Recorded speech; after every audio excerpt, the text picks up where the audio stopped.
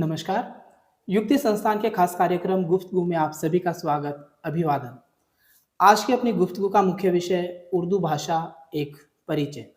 विशेषज्ञ के रूप में आज हमारे साथ राजकीय लोहिया महाविद्यालय से assistant professor doctor Shamshad Ali ji हैं। सर, हम आपका युक्ति संस्थान के स्टूडियो में बहुत-बहुत स्वागत करते हैं, अभिवादन करते हैं और जो तमाम दर्शक आपको देख रहे हैं, सुन रहे हैं, उनकी ओर से भी आपका बहुत-बहुत स्वागत करता हूँ, अभिवादन करता हूँ। थैंक यू सर, शुक्रिया बहुत बहुत आपका।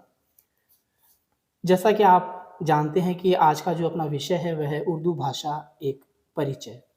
हमारे जो मेहमान हैं इनका मैं परिचय आपको देना चाहूँगा। जैसा कि मैंने पहले कहा कि आप राजकीय लोहिया महाविद्यालय में असिस्टेंट प्रोफेसर के पद को आप सुशोभित कर रहे हैं। 2 बार आप अंतर्राष्ट्रीय उर्दू डे अवार्ड से सम्मानित हैं नई दिल्ली में।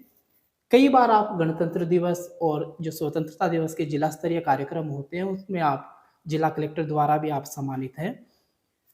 मौलाना अबुल कलाम आज़ाद व मुंशी प्रेमचंद अवार्ड से भी आप सम्मानित हैं। असिस्टेंट प्रोफेसर भर्ती परीक्षा जो 2020 हुई थी उसमें आप उर्दू विषय के टॉपर रहे हैं। राष्ट्रीय व अंतर्राष्ट्रीय सेमिनार संगोष्ठियों में आप निरंतर जाते रहते हैं। प्रतिष्ठित जो पत्र पत्रिकाएं हैं उनमें आपके शोध पत्र और आलेख निरंतर छपते रहते हैं। आज के हमारे जो विशेषज्ञ हैं बहुत विद्वान है। एक शेर के साथ कार्यक्रम में शुरू करना चाह रहा हूँ। अजब लहजा है उसकी गुफ्तगू का, अजब लहजा है उसकी गुफ्तगू का, गजल जैसी जुबा बोलता है। एक बार पुनः आपका अभिवादन, अभिनंदन। पहला प्रश्न मैं आपसे करना चाहूँगा कि उर्दू भाषा क्या है और इसके उद्भव के बारे में आप हमें बताएं। देखिए रमेश जी, सबसे पहले मैं आपको और दर्शकों को ये बात वाज़ेह कर देना चाहता हूँ, बिल्कुल क्लियर कर देना चाहता हूँ कि उर्दू एक खालिस हिंदुस्तानी ज़बान है। ये ज़बान यहीं पैदा हुई, पली बढ़ी और परवान चढ़ी। इसलिए कहा भी जाता है कि उर्दू वो दोशीजा दिल नवाज है जिसने गंगा की पाकीज़ा लहरों में गुस्ल किया। उर्दू जिसने जमुना के साफ शफाफ पानी में ताजमहल के अक्स के मुकाबिल अपने गेसू संवारे। अमीर खुसरो ने जिसे नगमगी बख्शी, कबीर ने जिससे लताफत और लचकदारी का हुनर सीखा। तो उर्दू खालिस हिंदुस्तानी ज़बान जो दिल्ली और उसके आसपास का जो इलाका है जिसे हम नवाही दिल्ली भी कहते हैं, वहीं ये ज़बान पैदा हुई, पली बढ़ी और वहाँ से फिर ये दीगर मुल्कों के अंदर पहुँची है। इसलिए मैं आपको बताना चाहता हूँ कि उर्दू कोई गैर मुल्क की ज़बान नहीं है बल्कि खालिस हिंदुस्तानी ज़बान है। अगले प्रश्न के माध्यम से मैं आपसे यह जानना चाहूँगा कि जो उर्दू भाषा है उसका महत्व समाज में और साहित्य में आप किस तरह से देखते हैं? भारतीय समाज में और भारतीय साहित्य में आप इसका महत्व किस तरह से देखते हैं, आप हमें बताएं। देखिए, उर्दू की जो अहमियत है वो आज के पस मंज़र में क्या है, इससे पहले मैं आपको ले जाना चाहूँगा तहरीक आज़ादी की तरफ। जब हिंदुस्तान की आज़ादी की लड़ाई चल रही थी उस वक्त भी इस ज़बान का एक बहुत बड़ा और अहम किरदार रहा था। इनकलाब जिंदाबाद का जो मुअस्सर हथियार है, जो नारा है, जिसने स्वतंत्रता सेनानियों के जज्बे और जोश को दोबाला कर दिया था, वो इसी ज़बान की देन है। इनकलाब जिंदाबाद जिसने ऐवान बरतानिया को लर्जा बरअंदाम कर दिया था, ब्रिटिश हुकूमत की चूलों को हिला दिया था। तो इस किस्म के जो बड़े जो नारे हैं जो आज भी लोगों की ज़बान पर हैं, हर हिंदुस्तानी की ज़बान पर है, ख़ास तौर से जब हमारे जो नेशनल फेस्टिवल्स आते हैं, तो मैं समझता हूँ न सिर्फ आज के पस मंज़र में, आज की पृष्ठभूमि में, बल्कि उर्दू का तो स्वतंत्रता आंदोलन के अंदर भी एक बहुत बड़ा किरदार और एक अहम रोल रहा था। सर, साहित्य के बारे में भी आप हमें बताएं कि साहित्य में क्या महत्व है उर्दू का? देखिए, मैं आपको इससे पहले बता चुका हूं कि उर्दू खालिस हिंदुस्तानी ज़बान है। इस ज़बान के जो शैदाई, इस ज़बान के चाहने वाले लाखों नहीं बल्कि करोड़ों में हैं। और यह भी मैं बताना चाहता हूं कि यह ज़बान सिर्फ मुसलमानों की ज़बान नहीं है, ये तमाम हिंदुस्तानियों की ज़बान है, ये तमाम इसके चाहने वालों की ज़बान है। आज न सिर्फ हिंदुस्तान बल्कि सरहद से बाहर कई मुल्कों के अंदर इस ज़बान का रिवाज है, इस ज़बान को बोला जाता है, इसको पढ़ा जाता है और लिखा जाता है। रही बात लिटरेचर की, आपने पूछा, साहित्य, जिसे उर्दू में इसे उर्दू अदब कहा जाता है, तो मैं आपको बताना चाहूँगा, उसी पृष्ठभूमि में वापस आपको ले जाना चाहूँगा कि उर्दू की जो खिदमत करने वाले जो लोग हैं, वो न सिर्फ मुसलमान बल्कि तमाम मजहब के लोग हैं। इसमें जॉन गिलक्रिस्ट का नाम भी आता है, इसमें राजेंद्र सिंह और कुंवर महेंद्र सिंह बेदी जैसों का नाम भी आता है, उसमें मुंशी प्रेमचंद का नाम भी आता है, कृष्णचंद्र का नाम भी आता है, पंडित जगन्नाथ आज़ाद का नाम भी आता है। और रिसेंटली अगर मैं बात करूं, अभी उर्दू की एक बहुत ही नुमाया और एक बड़ी हस्ती जो इस दारे फ़ानी को अलविदा कर गई है, प्रोफेसर गोपी चंद नारंग। अभी यूएसए के अंदर 2022 में उनका इंतकाल हुआ था। तो वो उर्दू के इतने बड़े क्रिटिक, इतने बड़े नक्काद और इतनी बड़ी हस्ती है कि तकरीबन 60 किताबों में से खालिस 45 किताबें उनकी उर्दू के अंदर है। उनको बहुत से अवार्ड्स से भी नवाजा गया है, उनको साहित्य अकादमी का अवार्ड मिला है, उन्हें मूर्ति देवी पुरस्कार मिला है, उन्हें पद्म भूषण अवार्ड भी मिला है। तो और एक बहुत बड़ा नाम जो मैं आपको बताना चाहूंगा, फिराक गोरखपुरी। अभी आपने अदब की बात की थी, उर्दू अदब का न सिर्फ आज के पस मंजर में बल्कि हर जगह पर मैं कहना चाहूंगा कि हर जगह उर्दू अपनी मौजूदगी का एहसास कराती है। आपने ज्ञानपीठ अवार्ड का नाम सुना होगा, जो भारत में साहित्य के क्षेत्र का सबसे बड़ा अवार्ड है। और अभी हमने देखा है कल ही एक तो गुलजार साहब को और एक राम भद्राचार्य जी को, दोनों को संयुक्त रूप से ज्ञानपीठ अवार्ड से भारत सरकार ने उनको नवाजा है।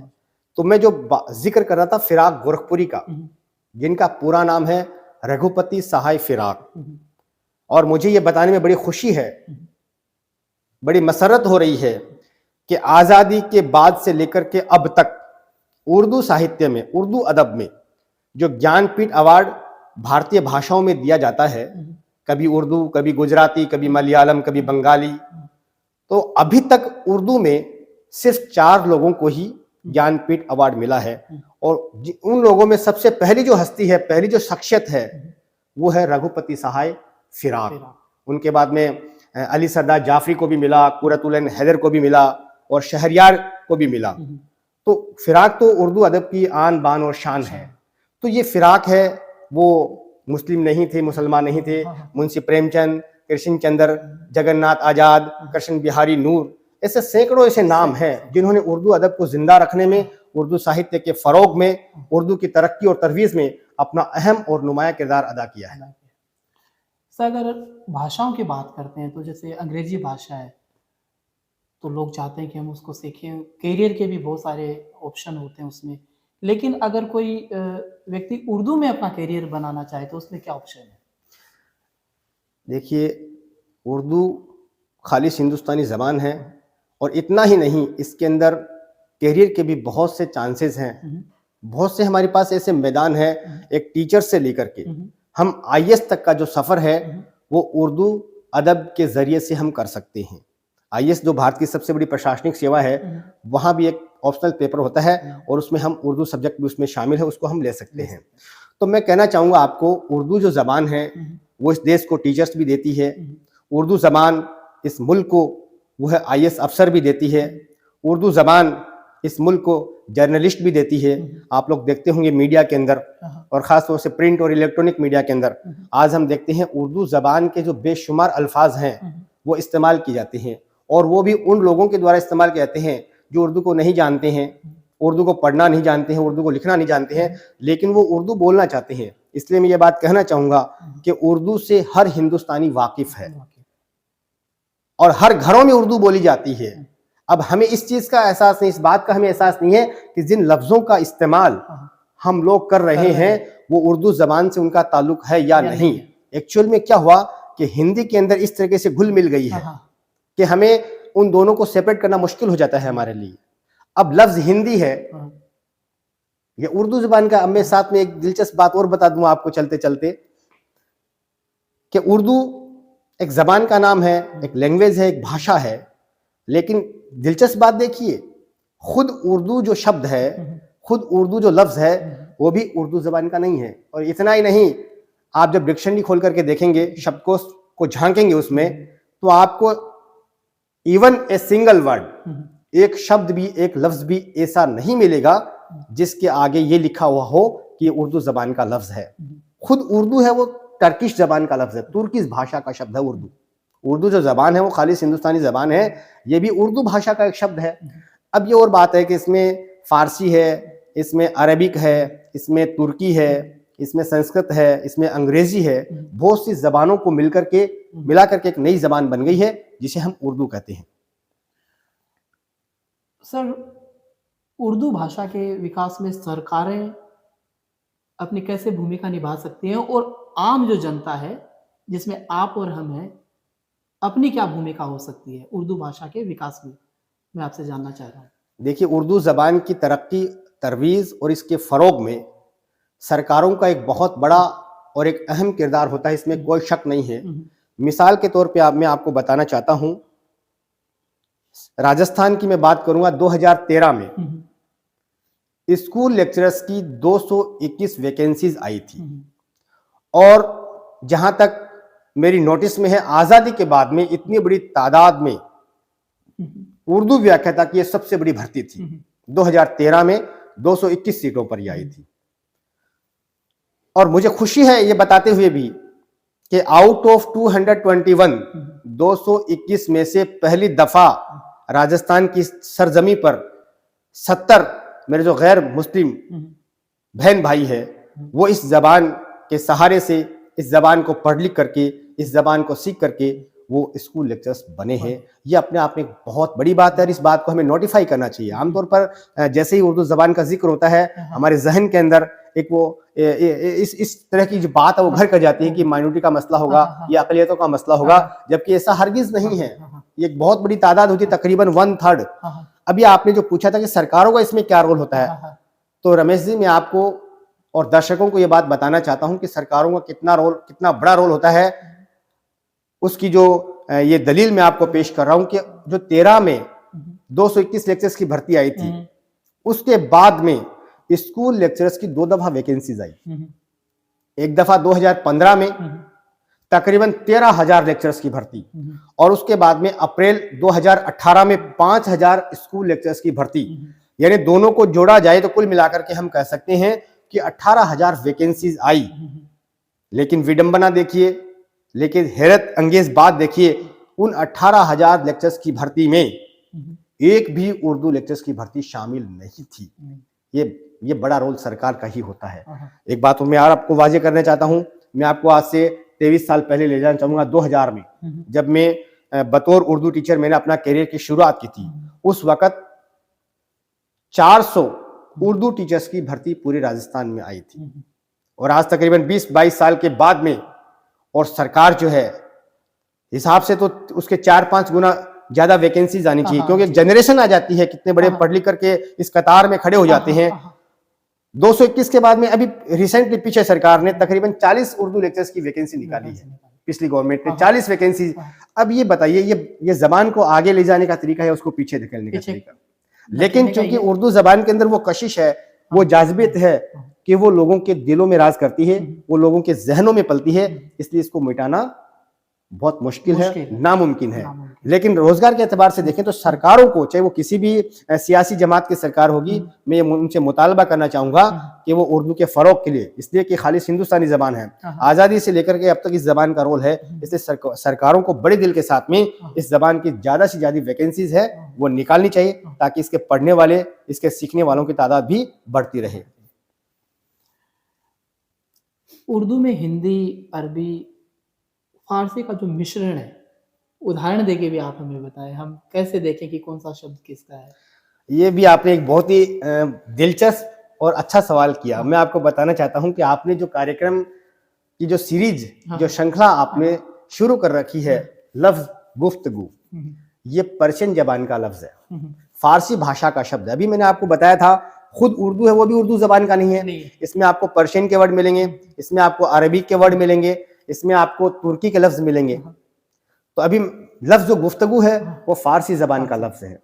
इसके अलावा जैसे लफ्ज खुदा है, तो खुदा है वो भी फारसी जबान का लफ्ज है। इसके अलावा और भी ऐसे बहुत से अल्फाज हमको मिल जाएंगे, तो वो कोई फारसी का मिलेगा। जैसे फॉर एग्जांपल मैं आपको बताना चाहता हूँ, जैसे वतन है, मुल्क है, तहसील है। अब इन लफ्जों से कौन वाकिफ नहीं है? जो उर्दू के जानकार नहीं है वो भी इनसे वाकिफ है। ये जो लफ्ज है वो तुर्की, इसके अरबी जबान के लफ्ज है। ये अरबी जबान के लफ्ज है। एक अखबारों में हम लोग देखते हैं, वैसे अखबार जो खबर है अपने आप में अरबिक वर्ड है, इसी का जो जमा, इसको हम प्लूरल बोलते हैं, बहुवचन, वो अखबार बन जाता है। बहुत सारी जब खबरें एक साथ जमा हो जाती है तो ये अरबिक वर्ड है। अखबारों में एक नाम और चलन में आता है, आपको हंसी भी आएगी शायद, गुर्गा या गुर्गे, वो फलां के गुर्गे, फलां के गुर्गे, इस किस्म का एक लफ्ज आता है। तो वो जो गुर्गा, वो भी पर्शियन वर्ड है, फारसी जबान का लफ्ज है। कहने को तो हम उर्दू का कहेंगे, लेकिन जब हम उसकी गहराई में, उसकी डेप्थ में जाएंगे तो वो फारसी जबान का लफ्ज है।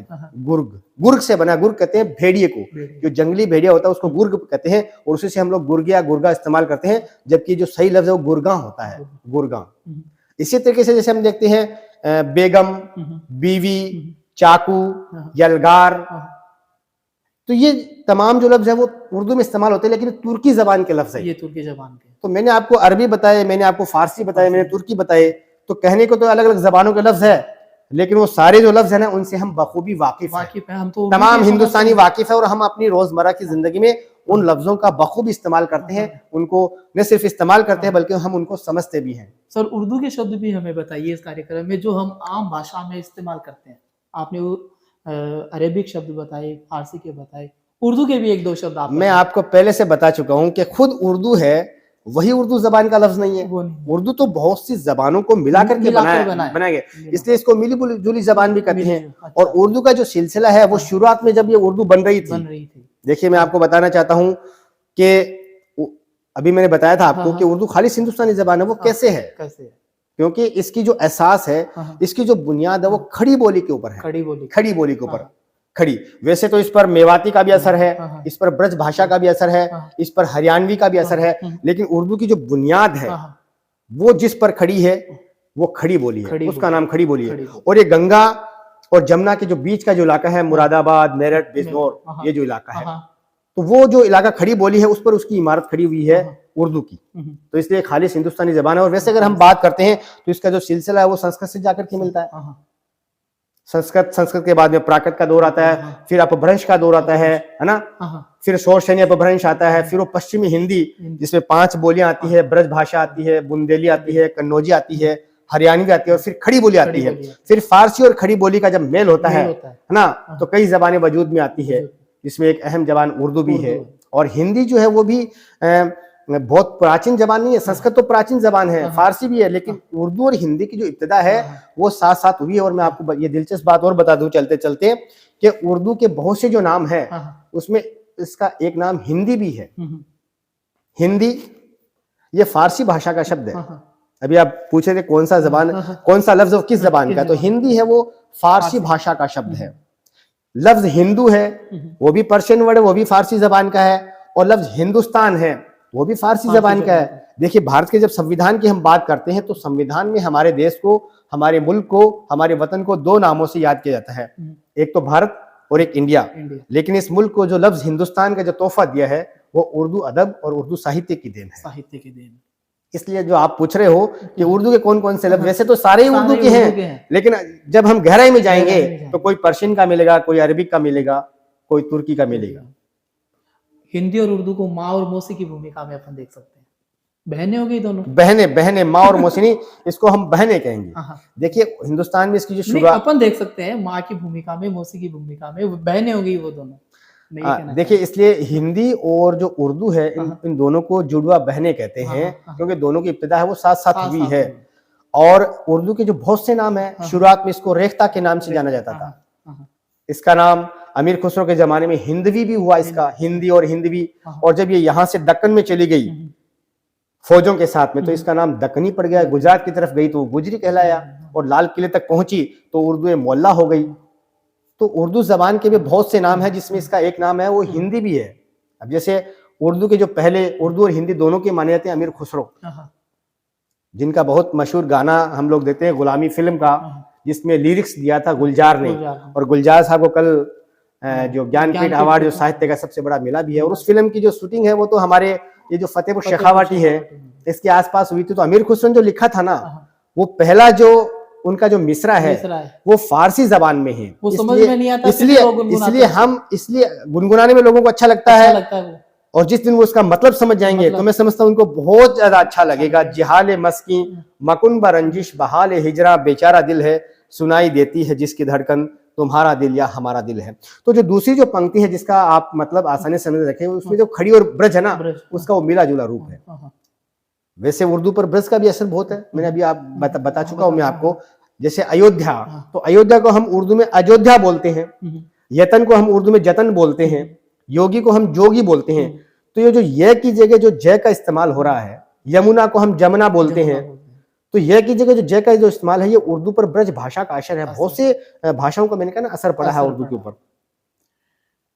सर, एक बहुत महत्वपूर्ण प्रश्न मैं आपसे करना चाह रहा हूँ कि जो बच्चे पढ़ते हैं, जो विद्यालय में पढ़ रहे हैं या महाविद्यालय में पढ़ रहे हैं, वो तो अगर विषय के रूप में उर्दू को चुनते हैं तो वो सीखते हैं।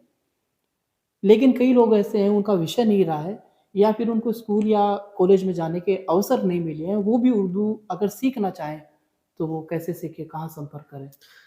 देखिए, उर्दू सीखने के लिए आपको स्कूल या कॉलेज या मदरसों की दहलीज तक जाना लाजमी नहीं है। आजकल चाहे वो सेंट्रल गवर्नमेंट हो या स्टेट गवर्नमेंट हो, सरकार ने ऐसी बहुत सी फैसिलिटीज आवाम को और भाषाओं को सीखने के लिए दे रखी है। अभी मैं आपको रिसेंटली बताता हूँ, अभी मैंने जो दिल्ली से फारसी सर्टिफिकेशन का कोर्स किया है, वो जो 1971 में गालिब इंस्टीट्यूट की स्थापना हुई थी इंदिरा गांधी के जमाने में, और फखरुद्दीन अली अहमद जो राष्ट्रपति थे, उनके प्रयासों से 1971 में गालिब इंस्टीट्यूट की स्थापना हुई थी। और वो गालिब इंस्टीट्यूट है, वो भारत सरकार के कला और संस्कृति मंत्रालय से मदद उसको मिलती है, उससे वो संवर्धित है। तो वो जो गालिब इंस्टीट्यूट है, वो पर्शियन भी सिखाता है, वो उर्दू भी सिखाता है, वो म्यूजिक भी सिखाता है।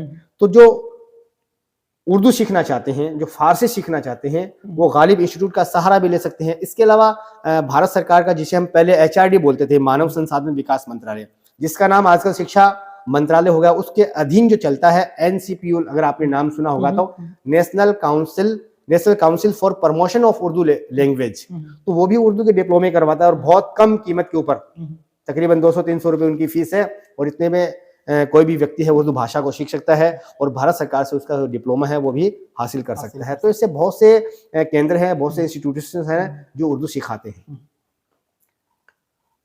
सर, कारण क्या रहे कि उर्दू भाषा को एक विशेष धर्म की भाषा समझा जाने लगा? कारण क्या रहे, वो मैं जानना चाह रहा हूँ आपसे। देखिए, कारण जानने के लिए हमें 1947 में वापस चलना पड़ेगा। जब 1947 के अंदर मुल्क का बंटवारा हुआ, तो उर्दू पाकिस्तान में तो पैदा नहीं हुई है। उस जमाने वो अखंड भारत, पूरा हिंदुस्तान का इलाका था वो। और लेकिन उसमें भी जो दिल्ली और दिल्ली के आसपास का जो इलाका है, जो दिल्ली है, वो 4 बोलियों के संगम पर है।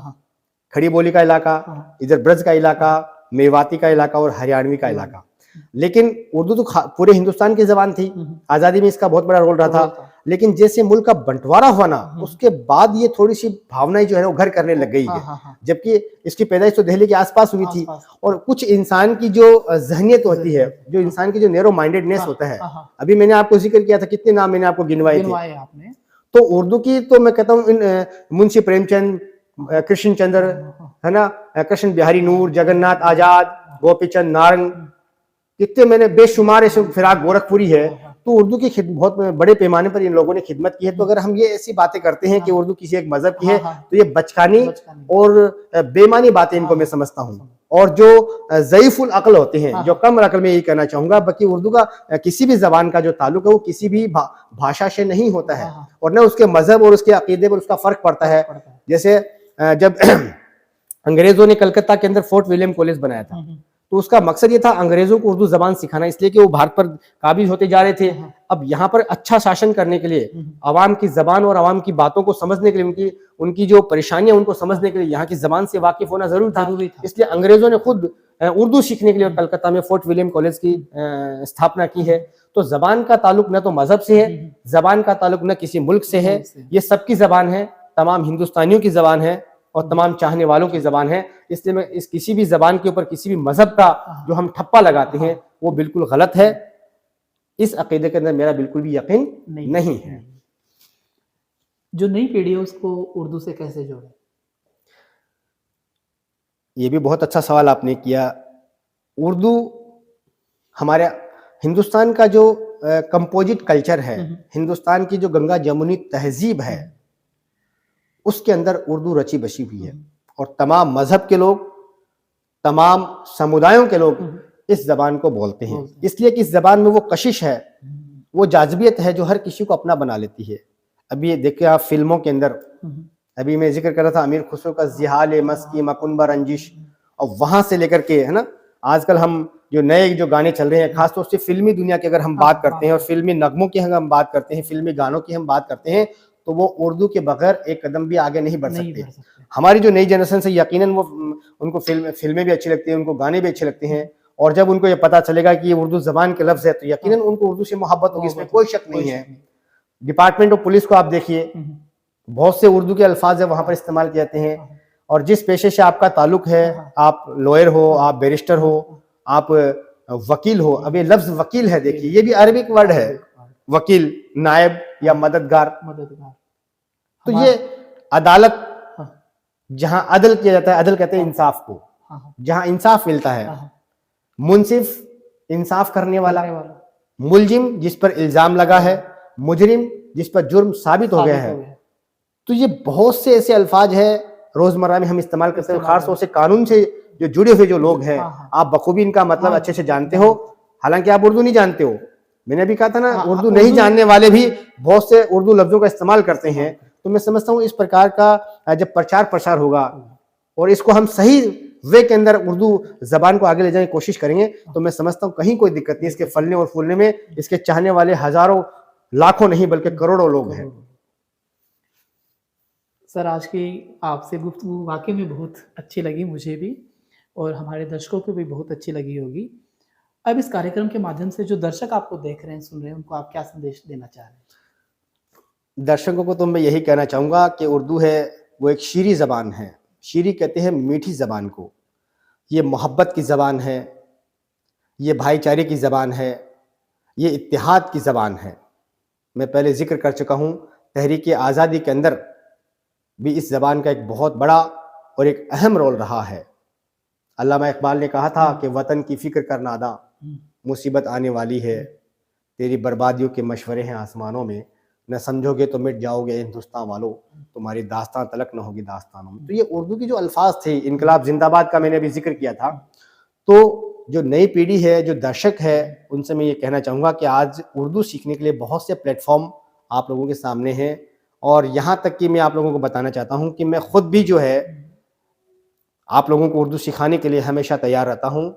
जब भी आप उर्दू सीखना चाहें, वैसे प्लेटफॉर्म के बारे में मैं बता चुका हूँ, और मुझसे भी आप राब्ता कायम करना चाहते हैं तो मैं हमेशा इस ज़बान की खिदमत के लिए, उर्दू के फ़रोग़ के लिए, इसलिए कि खाली हिंदुस्तानी ज़बान है, इस मुल्क की ज़बान है, ये हिंदुस्तानियों की ज़बान है, और हिंदुस्तानी इस ज़बान को बहुत ज़्यादा चाहते हैं। ये लोगों में इत्तेहाद और एकता पैदा करती है। इसलिए मैं चाहूँगा कि बड़े दिल के साथ में, और बड़े दिल रखते हैं लोग, इसको चाहने वाले बहुत हैं, मैं इसका जिक्र कर चुका हूँ। इसलिए मैं दर्शकों को एक बार फिर ये बताना चाहूँगा कि उर्दू बहुत अच्छी ज़बान है, और इसके सीखने में ज़्यादा वक्त भी नहीं लगता है। अल्फ़ाबेट सीखने के बाद में तकरीबन 1 महीने के अंदर अंदर आप एक नई ज़बान से एक वाकिफ़ हो जाएंगे। एक नई जो भाषा है, देखिए बहुत से उर्दू ज़बान के जो लफ्ज़ है मैं जिसका जिक्र कर चुका हूँ। अब ज़मीन है, आसमान है, हमारी आँखें हैं। फॉर एग्ज़ाम्पल मैं बताना चाहता हूँ आँखें, अब ये लफ्ज़ उर्दू का है, हिंदी में तो इसको नेत्र, चक्षु, लोचन, नैन। अब बताइए आँखों के नाम से कौन नहीं जानता है? बच्चा जानता है। तो इससे उर्दू सीखने में, उर्दू समझने में ज़्यादा दिक्कत इसलिए नहीं आएगी कि इसको आप ऑलरेडी इस्तेमाल तो कर ही रहे हो घरों में। बस इसकी लिपि जो स्क्रिप्ट है, इसको पढ़ना और लिखना हमें सीखना है। यकीनन आपको बहुत अच्छा लगेगा। बहुत अच्छी ज़बान है, और ये पूरे विश्व को जो उर्दू की जो देन है वो हिंदुस्तान की देन है। इसलिए कहते हैं सारे आलम में फैली खुशबू देखी, सारे आलम में फैली खुशबू देखी, हर लहजे में महकती उर्दू देखी। सर, आपने अपना अमूल्य समय संस्था को दिया, इसके लिए मैं संस्था की ओर से आपका हृदय से आभार व्यक्त करता हूँ। आभार व्यक्त करता हूँ हमारी सहयोगी युक्ति का, आभार व्यक्त करता हूँ तमाम दर्शकों का। एक नए मेहमान और एक नए विषय के साथ हम दोबारा आपके सामने उपस्थित होंगे। तब तक के लिए जय हिंद, जय भारत।